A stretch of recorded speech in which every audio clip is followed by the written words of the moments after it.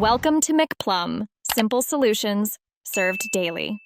In this video, I will explain how to set up Tiny Task for Bubble Gum Simulator.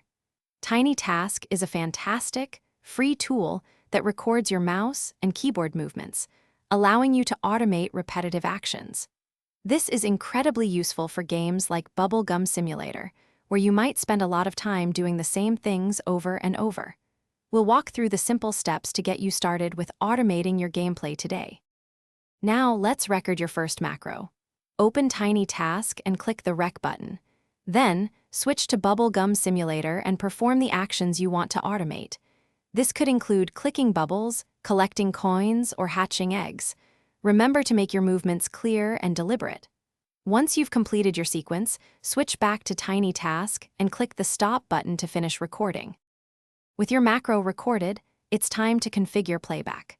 Go to Tiny Task's Prefs menu and select Continuous Playback to loop your actions indefinitely.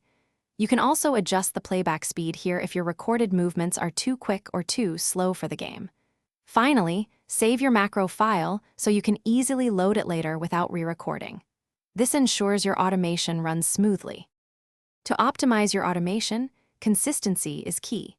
Keep your in-game camera and character position stable to prevent the macro from clicking in the wrong places. A reliable internet connection also helps avoid lag that could throw off your recorded actions.